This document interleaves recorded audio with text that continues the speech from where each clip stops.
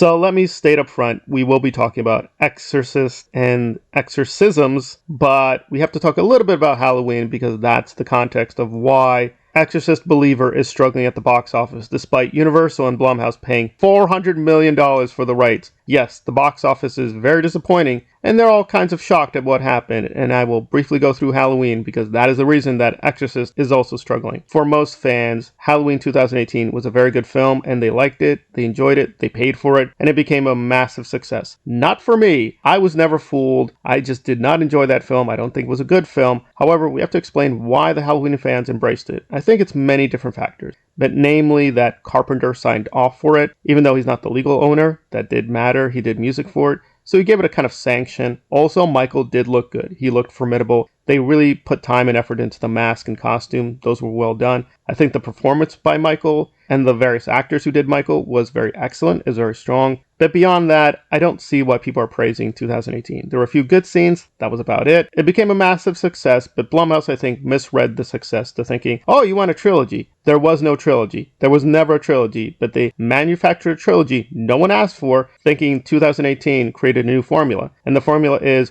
we get legacy characters, we give back the icon, we have some allusions to the original, and we repeat the formula. And Halloween Kills and Halloween Ends had diminishing box office, but apparently they didn't get the message that, yeah, a huge part of the fandom, like the first one, but more and more of the fandom did not want the trilogy, but they kept going. And now we get to Exorcist Believer. They did the same formula all over again. Legacy character, allusions to the first one, David Gordon Green, Blumhouse. They thought, we got the formula. No, this is not the MCU. You just can't mass produce the same thing. With Michael, it's very different. All we needed is Michael Myers Returns for Halloween 2018. I wanted way more than that. But the fandom disagreed, and that's fine. But with Exorcist Believer, you don't have like a stock villain to just bring back. And to give them credit, I don't think they used Pazuzu. A lot of people think they used the original demon. I don't think they did, but they dumbed it down to the same thing. It's like generic demon terrorizes girl. Oh no, two girls. We're going to make it more cosmic with Wicca and Witch Doctor. And you're like, okay, so they made it bigger and grander, and it does look good, but it doesn't mean anything because it really isn't tied to the first film. So it doesn't really cohere with what Exorcist should be. Just like 2018 doesn't really cohere with Halloween, but enough fans were like, you know what, we missed Michael. It's been almost a decade since we saw him last, but I don't think most of the Exorcist fans wanted this sequel. However, I think they were willing to give it a chance if it was a great Exorcist sequel, but they didn't do that. It's a very low quality corporate product, and now they're getting diminishing box office. You can put out a low quality product and still make a lot of money, like they did with Halloween 2018, but it's not going to work all the time, and this time it's definitely not working, and they're paying the price for damaging their brand and damaging other brands, and that's where we are.